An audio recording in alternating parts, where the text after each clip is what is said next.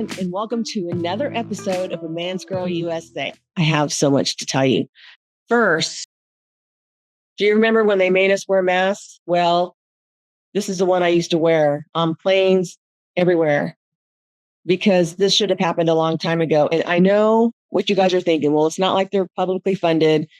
No, but the advertisers need to just stop advertising. The FCC needs to get involved and say, you're going to be on a 3-strike system. First, fake news, you're on strike 1, you're on notice. Second strike for fake news or spreading lies and propaganda, they should have a more serious outcome, but that's strike 2. The third one, you're out. Like you lose your license. Maybe the first time they lose their license, it's for 30 days. I don't know whatever happened to Carrie Lake. I thought she was going to be overseeing some of that, but somebody needs to be in charge of monitoring. It's called the FCC, but clearly they're not doing their job. There has to be some new regulations that prevents the spreading of misinformation. What led me to this whole rant is 2016. Who didn't already know what was happening? How did I get all this information? I knew back in 2016, I had seen emails until Google started suppressing information being put on the internet. I saw emails from John Podesta and Hillary Clinton. And this is concerning like part of the whole Steele dossier, but then they also had some on like Pizzagate, which is a whole other story.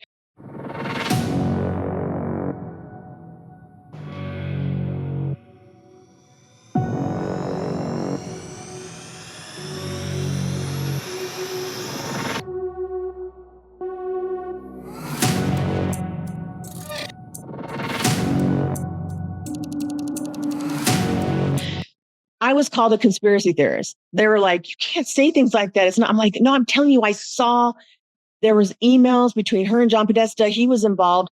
She funded the Steele dossier. I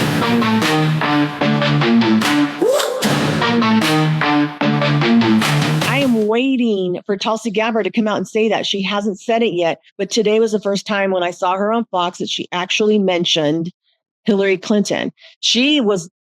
It wasn't Obama. She was the one who concocted this whole thing, her campaign, and they funded the Steele dossier, which, as we know, was the basis for the entire Russia hoax lie. If those who remembered, I was screaming that this was a big thing. And when I saw Comey and Andrew McCabe and all of those guys lying on national television about the whole thing, I was like, they're the biggest traitors to America I have ever seen in my life.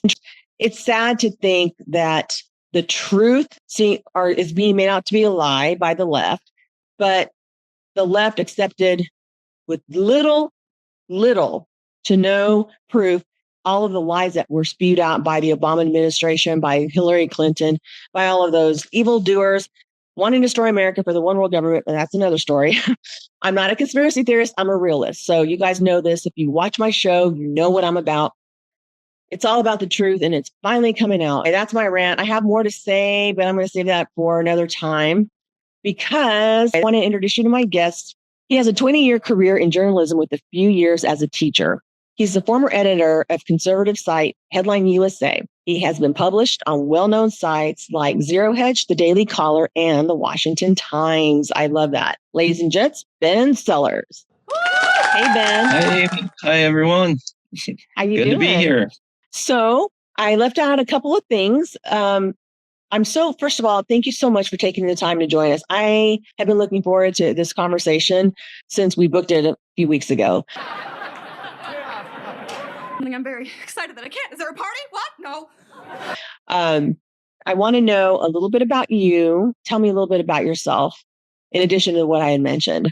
So I actually started my career as a music and cultural writer in the mainstream media, and even in I guess you'd call it a left-wing outlet, but it was back in the days when those types of things didn't really matter. You weren't going to get canceled for your opinions and beliefs. And especially, I was kind of not in the political realm. So I was a cultural reviewer at the Seaville Weekly in Charlottesville, Virginia. And then I went on to do that and to become the music editor and the youth editor at the Freelance Star in Fredericksburg, Virginia. So that gave me a lot of opportunities to go see some great concerts back when concerts were actually good.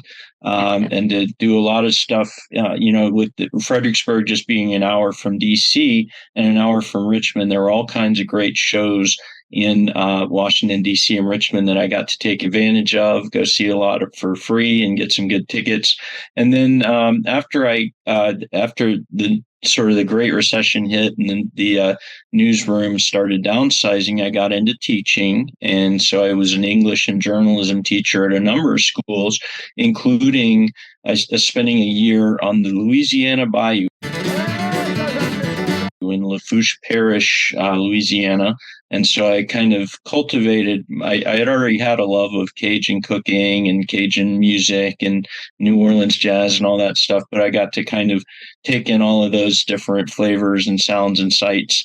And then in 2018, when all of this Steele dossier stuff hit that, has been coming around, I like you, I was, immediately could tell that my BS sensor was going off. A bullshit?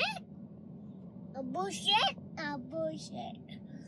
A bullshit? And I said, well, this teaching really isn't going where I want it to. I got to get back into journalism. And this time I'm going to be a truth teller. I'm going to be a political journalist. So I started off as the deputy editor at Headline USA. And then when the editor left, I became the editor-in-chief. Spent 3 years doing that until this past February. So now I'm sort of freelancing. I had taken a different job that didn't work out. So I'm kind of seeking out new opportunities. I hate it when that happens, especially when you have all this talent and passion and knowledge and are good at what you do. I'm hoping that you can continue on to freelance, because that's always fun to do that, but that you find something somewhere where someone says, oh my gosh, we've been waiting for you. Where have you been? So we'll make sure we get that out there, and let's let everybody know that you're open to some opportunities that will afford you the ability to, voice the truth and be a truth sharer and I would call it truth revealer to the American people, because that's what we need. And today, with all of technologies, your voice could be heard everywhere across the U.S. and across the world, where internet is not, I would say not China probably, but where they don't live in a communist regime. So you spent time in Louisiana. First of all, I love Louisiana. I love the blues. I love Cajun food so much. So much, too much. Right? I can't have it a lot, but I do love it. but the music scene too. So that's pretty exciting. And didn't you tell me before too that you went somewhere abroad? Tell me about that. So in May, I had planned this before I left the Headline USA job, and I'd had it even written into my contract for my new job. But I fortunately didn't have to worry too much about that. So I really got to just spend 3 weeks in Europe kind of absorbing everything. And I did a trip for a good buddy of mine, a high school friend's wedding that was in Salzburg. So I flew into Vienna. And we were talking about classical music. I got to see a violin quartet that was doing some different things with Mozart. And that was a fun little evening. And it was in one of these, I guess it was a monastery where Mozart had lived. And it was right down the road from the hotel where I was staying. So that was pretty neat to be sort of walking in his footsteps. From there, I went to Salzburg, and my friend is a wealthy German whose father founded a car wash business that has done very well in Germany. And so he had his wedding at the Leopold Schloss, which is the site where the Sound of Music was filmed. So it was, suffice it to say, very fancy. Yeah. I went to Luxembourg and visited a friend there. So I got to see Luxembourg City and a little bit of the countryside. And then I started with a tour group that began in Paris. It went to Bordeaux. I got to try a little bit of the delicious Bordeaux wine. Yes. to the San Sebastian, which is a really cool coastal town there, very famous sort of resort town, and then to Madrid and Valencia. So it was a really big trip for me. One of those kind of Nice. hopefully not once in a lifetime, but one that doesn't come along, except maybe once in a decade. So Yes. How amazing. But I've always wanted to go. So on my bucket list is Italy, and Ireland, really. Those are the two main places that I want to go. I have an obsession with the Irish people because I feel like they're like light-skinned Mexicans because I'm Hispanic, and I feel like they're the light-skinned versions of it. They're Catholic. They have big families. They like to cuss, swear, drink, and eat. That's and true. I just like a lot of Yeah, similarities. it's beautiful countryside too. Those two are definitely at the top of my list. Also, they're two of the ones that I haven't visited yet, and I'd add Portugal to that. I haven't seen Portugal, but it seems like that's a very popular spot. So, but I've got a cruise with my family booked next year for. I think it's going to be Greece to sort of down the Grecian coast. So I'm excited about that. That's going to be fun. I'm trying to remember. I was watching a movie that took place in some of those towns. It was called Daisy Jones and the Six, and it starred Riley Keough, who is Elvis Presley's granddaughter, and a very entertaining watch. So. Well, that's going to be exciting. I hope to keep in touch with you so you can let me know how you and your family enjoyed the trip. Maybe you'll see Tom Hanks there. Who knows? Didn't he get a citizenship there? I wonder why. I hope I don't see you. I know. He'll be surrounded by all the young girls. Talking about the Podesta files, wasn't he featured in all of that too? He was a visitor to Epstein Island. Did you notice that he kind of went away? He kind of faded in the background. He was a part of that. He was on those emails too with Hillary with the whole thing when she was the state secretary, I guess. There's been a lot happening this week with Tulsi Gabbard coming out with, like we were just kind of discussing, that those of us knew, we kind of had that feeling that something's not right here. Like, what were your thoughts whenever this first came out into it? Because I was seeing things coming out while it was happening in 2016, but it all kind of started really coming out as the media tried to suppress it, like in 2018, like you said. What were your thoughts? Like, what made you connect these dots, and what are the things that made you kind of go, no, red flag, red flag, red flag? Real quick, I want to plug a SoundCloud account that I think your users might enjoy, and I'll send you the link.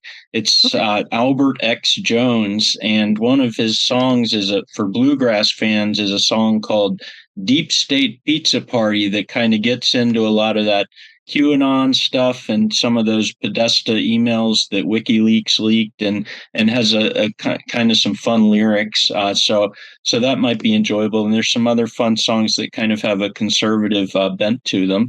But to get back to your question, really the kind of defining moment for me, I was living in Virginia and teaching at the time, and it was when two things happened. First of all, I think the Mark Elias news came out that Hillary's, lawyer and had been the guy at Perkins Coie had coordinated with Fusion GPS to commission the Steele dossier. And I said, this is just, this stinks of a setup. And so that was kind of what drove me into becoming a conservative journalist, like I said, a truth teller, or truth, I forget the term you used, truth revealer, because, we did see that, and it was obvious to everybody except for the people whose job it is to cover it up. And, I actually wrote a piece that did really well a couple years ago on Zero Hedge. That was, I think, it was 10 conspiracy theories that will be validated in 2023 or whatever it was. And one of the things that I think is so frustrating is that really, if you go back to it, I've read that the term conspiracy theory was developed by the CIA in order to discredit people, in order to sort of minimalize and marginalize these views when people kind of strike too close to the heart of what's going on. So yeah, another piece I did that I was really exciting was I got to actually interview Tulsi Gabbard when she came here to Greensboro and to speak her in person in an exclusive interview. So she's a really neat woman, as dynamic as she's what she appears to be on the in public. There's nothing there that she doesn't seem to be disingenuous at all. So I get that sense when she's speaking, the way she talked. I mean, I could relate to her. I was like, oh, I so dig this chick. She's pretty cool. Regarding what you said, the CIA used conspiracy theorists. In some cases, there are situations where it's higher up by the people who pull the strings, like the Bilderberg group. They all say, or if maybe I'm giving them too much credit, maybe it goes a couple of layers down to like the Obama level with like the former people, like the Clintons, Obamas, all those people who are all part of there's like an organization, they're all part of that. But if they are the masters, this is why they win a lot, because they create catchphrases, catch terms, and they coin it and they market it and PR it across the board to the media, to all of their puppets, people who they have on the strings, including the politicians. And so when they run, they use these talking points, the same exact talking. Everything is in uniform. Well, when you repeat it, that's the first rule of marketing 101, frequency, right? It's a frequency thing, 3.2 times. And so imagine if the American people are listening to it 15 times a day, it's programming. They just start to hear it everywhere. It's like, then they start to believe it. So to your point, I mean, I think it goes beyond I think it's like a bigger thing and they use it as part of their strategy, Yeah. Well, you mentioned marketing, but it's, the sort of the rule of propaganda that, people like Vladimir Lenin and Joseph Goebbels and Saul Alinsky and all those, if you repeat a lie often enough, it becomes the truth. It's a fundamental to this sort of pushing this leftist philosophy is this idea of just using their echo chamber to kind of distort reality. And it makes you wonder, knowing what we now know, just how much of history is actually the truth, versus how much is just, BS that we've been fed. It kind of blows my mind a little, to be honest. I mean, because I've thought of that too, like, it does date back. You're right. It is part of a communistic tactic, to get people to listen to what they're to brainwash them. I mean, basically, that's what they're doing. What do you think so far about President Trump and what he's accomplished in his first 6 months? Wow. I mean, it's just been phenomenal. This is, I think, gratifying to the point that it almost makes up for that lost 4 years, which I sincerely believe, was from a stolen election. I made a post not too long ago kind of warning my Twitter followers, remember what happened the last time Trump came close to exposing the Russiagate conspiracy, because back in May of 2020 was when some of these files started getting released. And I think John Ratcliffe and Chuck Grassley and some of these folks had started. And next thing you know, there was the Ahmaud Arbery and the Breonna Taylor, and of course, all leading up to George Floyd, happened in quick succession. And then, of course, COVID happened also. And so it seems like they were pretty desperate to keep a lid on that stuff, but Trump has been doing great. And I think now, because of having learned that lesson and because of being able to see what the Biden administration did, they don't have that excuse anymore of this is unprecedented, this is a threat to democracy, because they did it. Like you said, they've done everything that they accused their opponents of doing. That's another of those Alinsky strategies. And, there's no way that if somebody were to prosecute Obama, although, side note, I don't think it's going to reach that point, unfortunately. But if it were to happen, they'd have no excuses. They set the precedent. So, yeah, I mean, it's amazing, this new power that Trump has, just because of how horrible and corrupt they have been shown to be. Yes, you're 100% accurate on that. And I wonder if, so I'm wondering, because, you hear all these things that come out and nothing ever happens. I think that's the most frustrating thing for the American people. Everybody, I've been seeing it all over social media, these things, and people are starting to give up and go, who cares? Nothing's going to happen. So that scares me because it, for a split second and in the wrong moment, it could affect them during an election time where they're like, who cares if I go and do this? If I vote, it's not going to matter anyway, because nothing's going to get done. And that could be the worst thing, because I don't know if anybody really ever knew how close we came to losing our sovereignty. Hi, everyone. This is Dr. Sherry Tenpenny, and I want to do a quick update about a document that got passed by the United Nations this weekend called the Pact of the Future document. It's two parts, one on science and technology and one about the youth and future generations. It is quite egregious, and it was done by a procedure called the silence procedure, which makes it a pact. And if no one objected, it is automatically adopted and put into the record as being completely adopted. This is the World Health Organization's runaround, or end around. Since they were not able to get the World Health Organization treaty passed, they decided to take it to the General Assembly.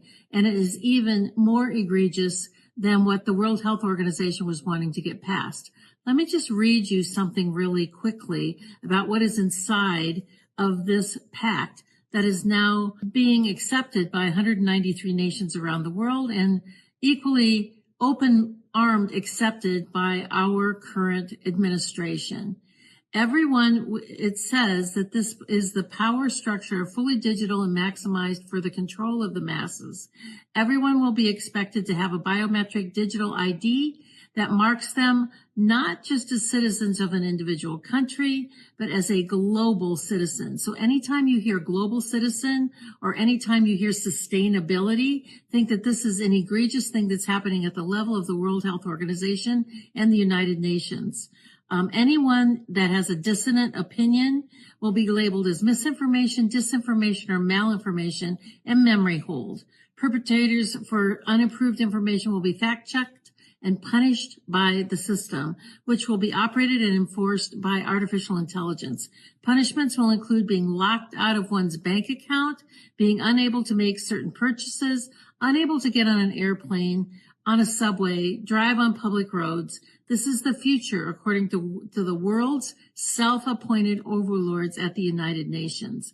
These are unelected bureaucrats that are making decisions about our country, our sovereignty around the world. Nothing could be more important at this point in time than to get prepared, have water, food, digital access, flashlights, a way to communicate with family and friends. Now is really the time to get involved and get prepared, because this is what's coming.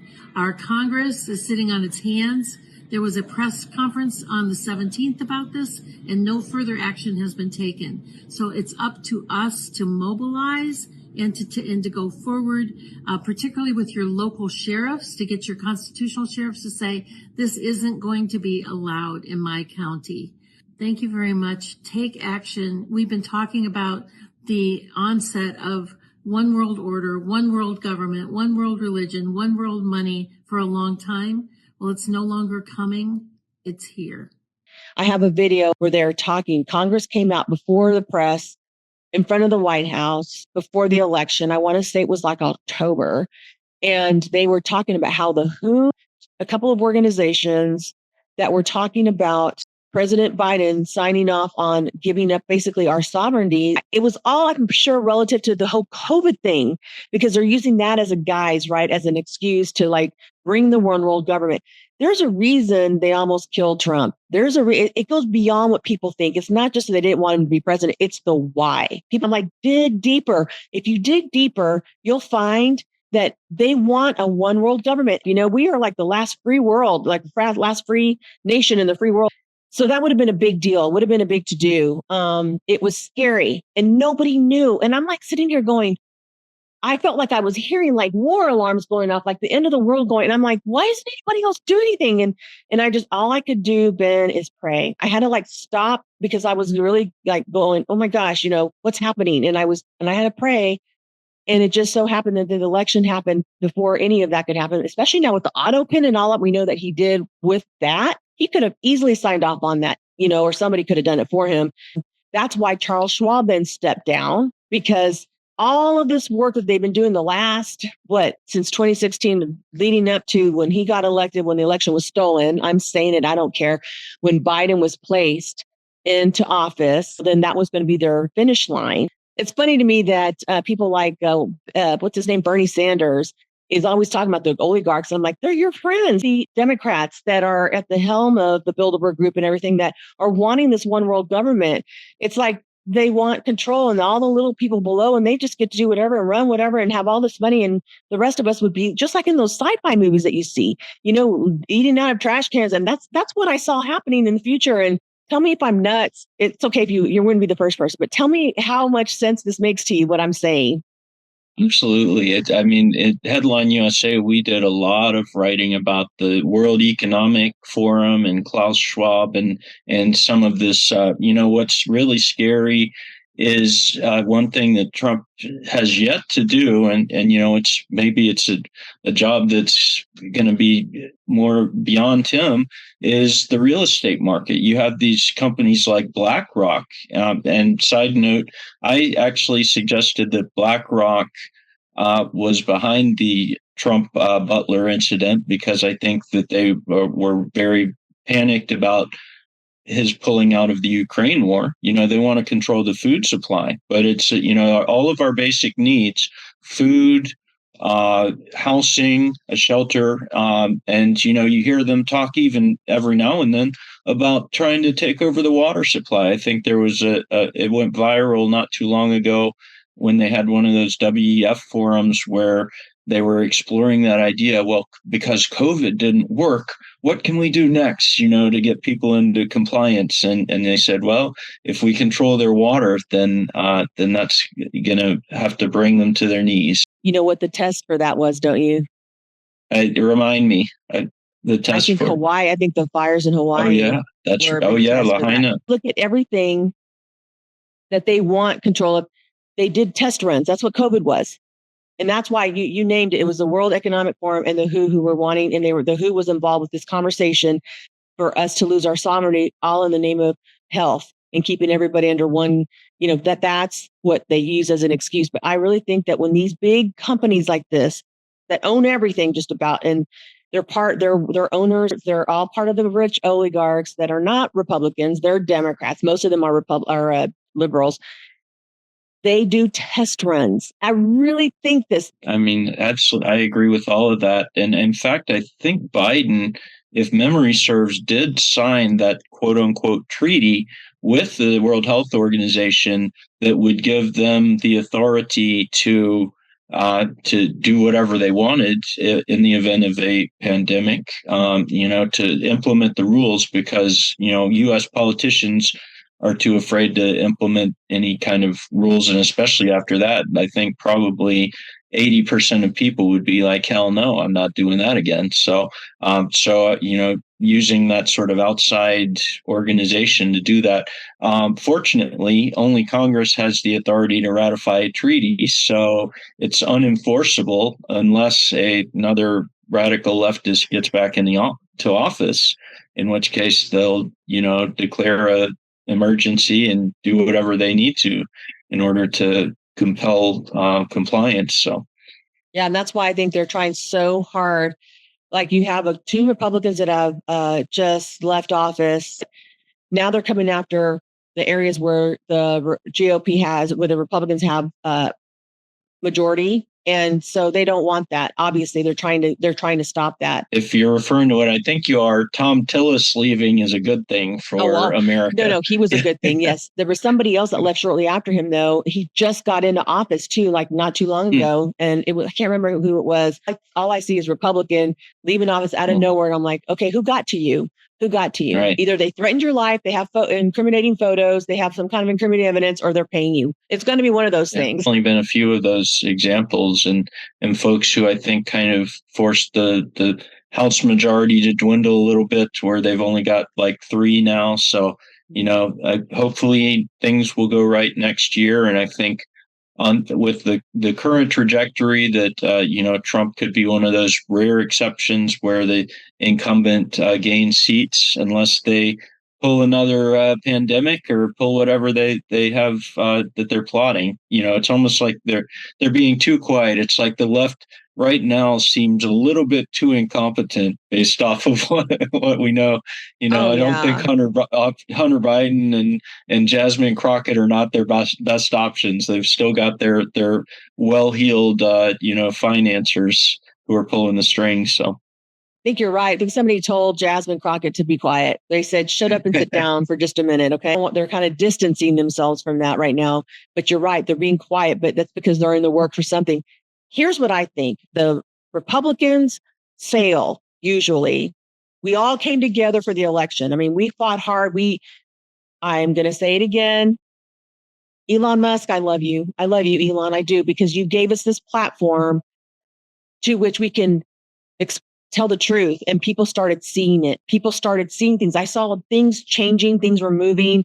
If it wasn't for that, I don't know that I'm going to say, I don't know that we would have won the election because the truth wasn't out there. Meta, Zuckerberg, he did everything. They all suppressed. Even though he admitted to it, he was still doing it. I was still being suppressed. I was being kicked off.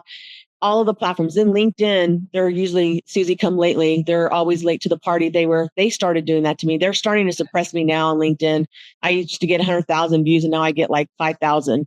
And it's not because I'm not pushing content out there. I promise you, it's not because of that. So, that was a big game changer. So here's what I think the Republicans do wrong. We are too nice. We are too polite. Why are you being polite? These people are evil and they are not polite and they don't care about your feelings and they don't care. You've got to come back with them with a big bite. We are too polite and too nice and they're running over us. We're not aggressive. The liberals are idiots. They're being ran by an idiot party of people. So they take the first blow. They take the first takedown. They're always the first to knock us down because we are not being proactive in our messaging. We're not being proactive in our strategies. And I feel like some of these Republican parties in some red states need some fresh blood who can come in and say, let's strategize for the win. Let's strategize and knock him out in the first punch. Enough, Mr. Nice Guy. So that's kind of where I'm at. I think it would be refreshing to hear more people speak up that way. And let's focus. We have a job to do, and that is to save America and keep it safe. I've said it from day one. The moment President Trump won that election, the fight began, the real fight. And here we are fighting the big people. And then if people pay attention to what's going on in their states and their cities, they will see that the fight is still going on and they're attacking it from small markets. But people aren't paying attention. And when I say wake up, I'm not talking about, I know there's QAnon, and maybe I had something to say. I never really was with QAnon. I thought they were a little bit too far. I suspect QAnon was a CIA operation, too, to kind of discredit the MAGA movement, because a lot of that, but what they do is they'll tell half truths. We have on record the stuff that John Podesta and Hillary Clinton were writing about pizza parties and hot dogs and all this and in this coded language. Walnut sauce was my favorite of those terms that people can look up on their own if they don't know. But that's on. They can't deny that. So all they can do is to try to sort of distort the muddy the waters and make people associate that with these sort of ideas that JFK Jr. is coming back to life or something like that. Something crazy. So they have to connect it to make it seem crazy. But and talking about pizza parties affected kids. Kids lost at the border. No, you don't lose over 300,000. I think there was at one time close to 500,000 kids lost. When you're dealing with the cartels who traffic these kids, you're in cells with them. And so to me, these were commissions that were being made. I feel like they were in on it. You don't lose those kids. Like, what happened to these children? And I think that I wish President Trump would make it a number one priority to make sure. I know they've located some. You don't hear it on the news, but I heard Caroline Levitt bringing it up the other day. I'm wanting to hear more about that because there are still some kids alive. They're not all dead. We need to save them from the evil and from what stole their innocence and the torture that they're going through. These little kids. I mean, we're talking little kids. I won't cry. I'll try not to cry. Watching The Sound of Freedom kind of finished connecting the dots of what I thought. But it was always been my mindset when people say, yeah, those kids lost with the war. I'm like, they weren't lost. They were trafficked. They were trafficked, and the Biden administration is responsible for that. And I'm going to say Mayorkas, that little effing weasel, he's at the head of this, I think. When you're looking at straight into the camera in front of, Congress or the Senate, whatever, and telling people, yeah, no, we don't have issues at the border. What are you talking about? I'm like, just because you say it doesn't mean we're going to believe it. Most of us know the truth. You're the only one believing your BS. No one's believing that. But that's my point about these kids. And it's why is it always the Democratic Party who's primarily involved with the destruction of their innocence and the harm that comes, the evil to these kids, I think it's in their marrow, to be a leftist. In fact, I got in a LinkedIn discussion that was related to this, and I envy you that you used to get 100,000, because I think I've got like 14,000 connections on there, but I'm lucky if my comments get a couple thousand. But I got into a discussion, and someone was saying, do you have to say all these mean things, and I said, I'm not making accusations about the leftists. This is really sort of quintessential to what it means to be a leftist, is that they do these things. And, so one of them is the sexual deviancy, that, they've built their constituency around people who don't want to follow norms, and then trying to use, these coalitions of lunatics and people who are outside of normal American culture. So the same thing we see in the transgender movement and all this sort of business of people who hate America and hate the majority culture, and so they try to undermine and subvert it in any way they can. So I think that a lot of this stuff, and this ties in with if you look at those lists of the visitors to Epstein's Islands, I'm sure there are a few conservatives that are kind of mixed up with all that stuff, that you heard, some of the people like, I'm drawing a blank on his name.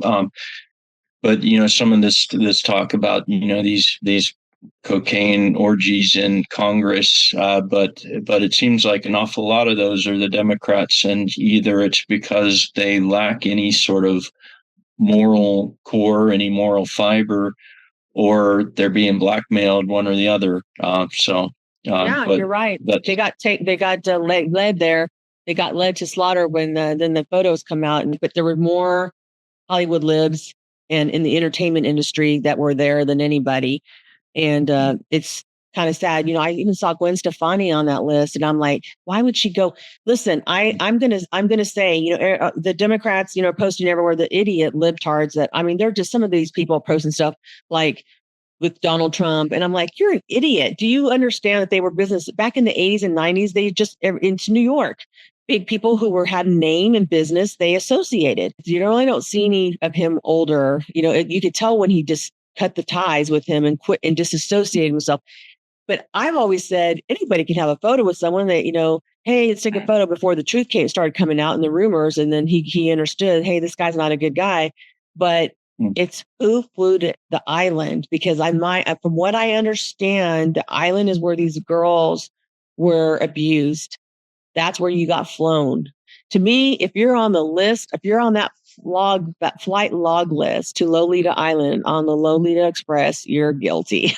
So it's a complex issue, and I'm one of those in the camp, and of course it's a lot of conservatives divided who kind of thinks that Epstein might have been a foreign agent, and that all this. He goes from being a math teacher in Brooklyn, who was hired by Bill Barr's father to teach at some school up there, to suddenly he's a billionaire hedge fund manager and is associating with Ghislaine Maxwell, whose father, of course, was had known Mossad ties.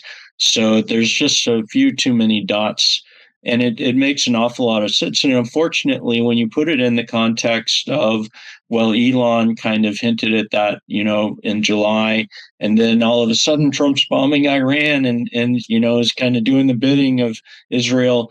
What's going on here? Let's hope that he's not being extorted or blackmailed in some way, but it's not going to, for a lot of people, I think, diminish his accomplishments. And one of the things that I wrote about at one point in Headline USA was, I said that Trump's pussy grabber moment was probably one of his most brilliant defining moments, because it showed that he could withstand those Democrat attacks, because for Hillary to have made that accusation, in coordination with the Bush family and Billy Bush, and then to have expected him to be utterly destroyed by that. And Trump didn't do what the normal Republican would have done, which was to sort of crumble under the pressure. He, kind of pushed back against it. And so then the story became, well, isn't it a little bit disingenuous for Hillary to be, faulting Trump for this when she, didn't seem to mind too much when it was her own husband doing it. And so, I think there's a lot of willingness to forgive what is perceived as some of Trump's moral shortcomings because of that willingness to fight and to, do the right thing in the long run.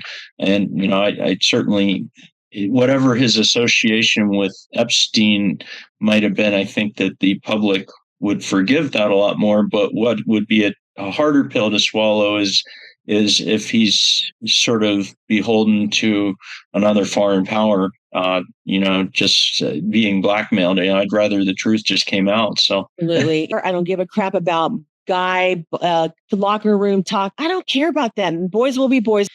Let's move on. We've all made mistakes in our life. I'm not here to judge. What I am here for is to protect our nation, because we want to make sure we pass on a good country, a safe country, the American values for our kids, for our grandkids, so they can live a life of yesteryear. I miss the yesteryear. I just want my grandkids to experience that too. That's a little bit more safety, a little bit more preservation of their innocence. They don't need to be exposed to things until it's time later in life, I was an 80s kid, and so I grew up, but we had a neighborhood down in Georgia where, we just had the run of the place. We would rollerblade around, and, nobody ever worried about all this, stuff happening, because it was a community that kind of looked after itself. So, yeah. So you understand.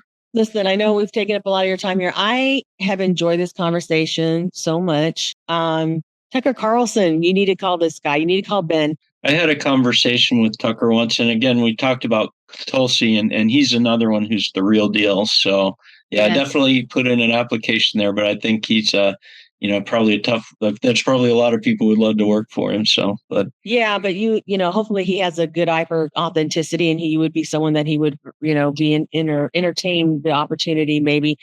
But I hope that you don't stop writing, because you can write articles, especially since you've been published and you were with a reputable company. I don't think that you would have any trouble having, as a freelancer, having your work published, because I think that you're amazing. So don't stop writing, keep writing, write your thoughts and send it into everything and see what happens. Someone's going to publish it, don't give up, just keep going. Because I think that's how it'd be great if they started to come after you and saying, hey, we need you to do a story on this. That's what my wishes for you. And that's what I will pray for you. Well, thank you so much. And I've really enjoyed this, and hope to be back on sometime. We didn't even get to talk about our Cajun stuff and our music. I know. But that's okay. We had a good chat. Yeah. Next time we'll start with that. There's a lot we didn't get to cover. So.